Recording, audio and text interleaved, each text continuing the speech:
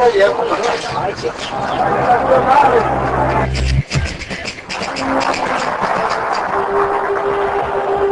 trabalhador brasileiro.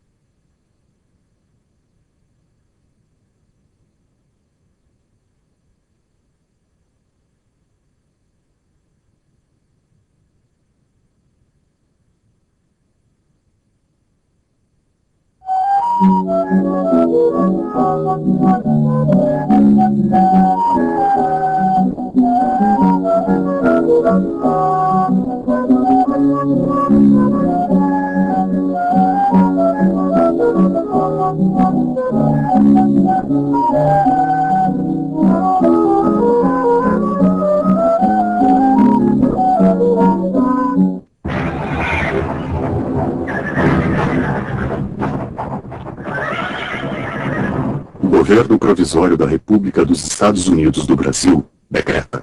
Artigo 1º.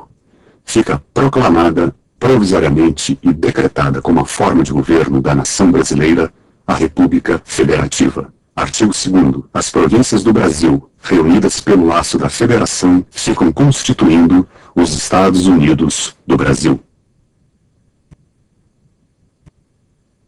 A proclamação da República se deveu a duas forças muito diferentes do ponto de vista social e do ponto de vista ideológico. Uma dessas forças era representada pelos partidos regionais. O principal partido regional era o Partido Republicano Paulista.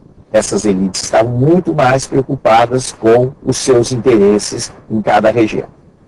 Qual era o sonho, digamos, da elite paulista, para simplificar, ou das grandes elites regionais?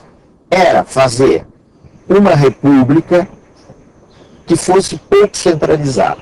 Quer dizer, em que o poder dos estados se tornasse muito amplo. Já os militares, que foram a outra força que deu origem à república, tinham concepções diferentes dessas elites civis. Era a ideia de uma república centralizada, muitas vezes mais autoritária. Os militares estavam muito mais preocupados com a unidade nacional.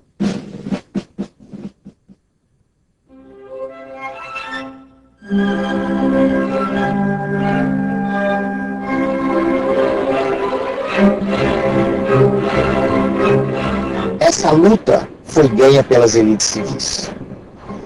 Nos primeiros tempos, os militares predominaram. Basta se pensar nos governos de Deodoro e Floriano.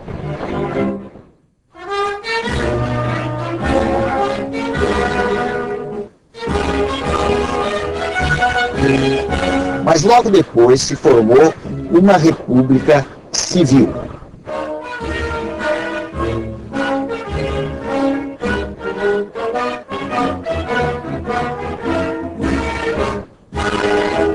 A maior prova de que as elites civis triunfaram é a Constituição Republicana, que foi aprovada em 1891, que era o modelo da República Federativa. Isto é, o Brasil ficava dividido em vários estados e reunido numa federação desses estados.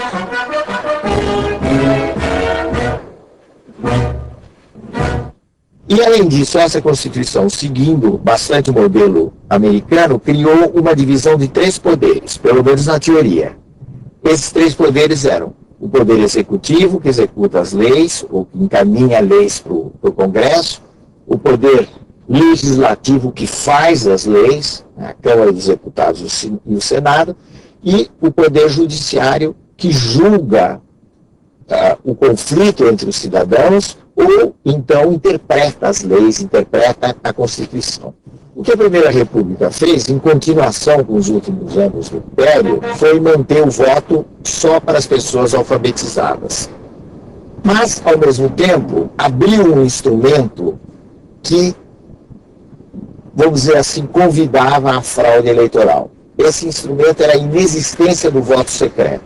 Como o voto era aberto, todo mundo sabia o voto de um determinado cidadão, a possibilidade do cidadão ser pressionado a votar em determinados candidatos, sobretudo no campo, era muito grande.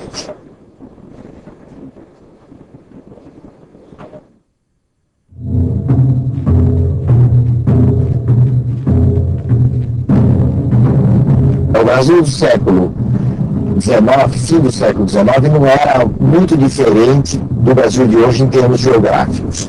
Só que havia vastas regiões do Brasil que não estavam ainda ocupadas. Elas estavam delimitadas, estavam no mapa, mas não havia uma ocupação real. Caso, por exemplo, até do oeste de São Paulo, que tinha regiões ocupadas por índios, coisa que pouca gente sabe no início do século XX.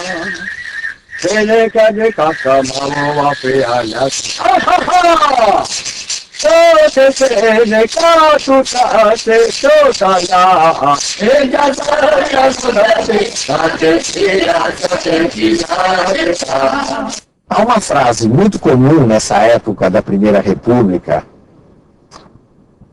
fim do século XIX até 1930, de que o Brasil é um país essencialmente agrícola. Quer dizer, vamos nos fixar em atividades agrícolas e vamos esquecer tudo mais.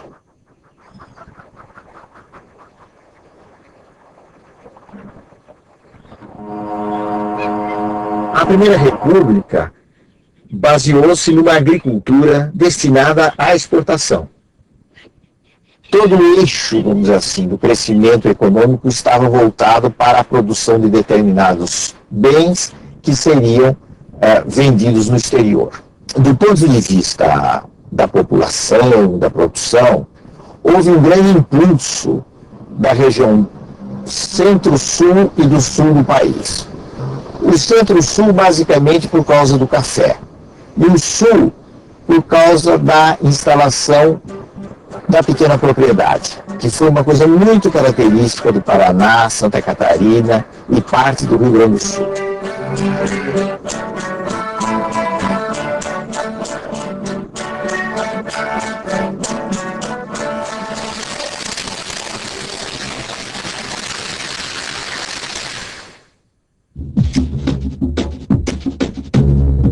A partir de 1880, por aí, surgiu a produção de borracha. A produção de borracha ocorreu principalmente na região da Amazônia e, por algum tempo, trouxe uma grande transformação naquela área. A borracha, até 1910, mais ou menos, foi o segundo produto de exportação brasileira, depois do café, e superou, portanto, o açúcar. A borracha gerou uma riqueza muito grande, porque havia uma busca enorme de borracha, primeiro pela entrada da bicicleta, o pneu de bicicleta, pneu de borracha para bicicleta em larga escala, e depois com o surgimento do automóvel. A paisagem do norte do país mudou muito com a borracha, porque aquela riqueza concentrada permitiu um desenvolvimento econômico nas mãos de uns poucos e, sobretudo, uma alteração da fisionomia urbana de Manaus e de Belém.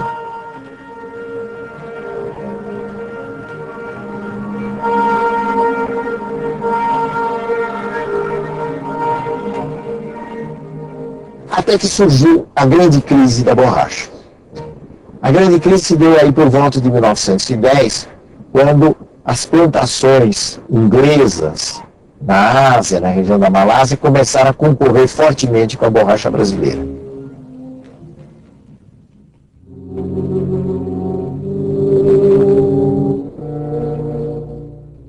Havia regiões do Brasil que progrediam muito, mas havia também amplas extensões no campo que eram extremamente pobres,